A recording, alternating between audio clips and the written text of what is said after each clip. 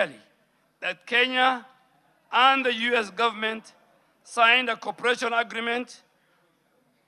agreement on cooperation in threat reduction, biological and infectious diseases engagement program on the 24th July 2015 during the state visit of our President and President Barack Obama, President Uhuru and President Barack Obama. The agreements were therefore approved by the cabinet then in April of 2016 and subsequently introduced in this House in Parliament, laid on the table of the House on the 19th of July 2016. Upon undergoing parliamentary procedures and public participation and the House process, the House approved the ratification of the agreement on the 9th of February 2017. This agreement subsequently entered into force on 6th of April 2017 and has a validity of 5 years. And Honorable Speaker, the renewing of this cooperation was again signed and came into force on the 5th of April 2022, which the annex I have provided. The extended agreement has a validity period of 7 years and is valid to the 5th of April 2029. Further, on the 4th of December 2025, we again signed a cooperation agreement with the United States of government to strengthen Kenyan healthcare system on our different areas, including digital health, including HIV/AIDS, TB, and malaria. Over the last 23 years, Honorable Speaker, the government and the people of the United States, through the U.S. government health program, has provided close to $8 billion, equivalent to slightly over 1 trillion Kenya shillings in support of the Kenyan health sector. This investment has significantly strengthened our national response to HIV, TB, malaria, maternal newborn, and global health security. The government of Kenya deeply appreciates this long-standing partnership and remains committed to ensuring that the gains made are sustained through the increased domestic investment, strengthened institutions, and successful implementation of the Kenya-US Health Cooperation Framework, which provides a pathway towards greater country ownership and sustainability of our health program.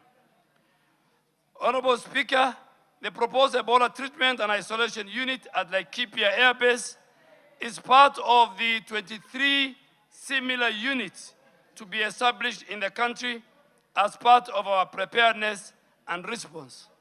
This facility will jointly be run by the government of Kenya and the US government under the command of the Air Force Commander, the base commander, and the entire medical team of the Kenya Defense Forces, working together with the Ministry of Health. This proposed facility reaffirms Kenya's position as a medical hub in the East Africa region with the capacity to offer specialized care for complex infectious diseases like Ebola. I must also inform the House that aspects of the matter relating to the alleged international health agreements and containment arrangements are now before court. Accordingly, and in keeping with the doctrine of sub judice and standing orders of this House, I will avoid discussing the merits of any active litigation. But I will, however, continue to provide this House with the government's public health position and preparedness status. Honorable Speaker, you also asked about the establishment and accessibility of the Ebola disease control and isolation centers. Honorable Speaker, the House asked whether Ebola disease control and isolation centers have been established in the country. And I want to say this. I hasten to add that there is a significant presence of Kenyans in the affected regions of both DRC and Uganda. Many Kenyans work in Uganda and do business, both in Uganda and DRC.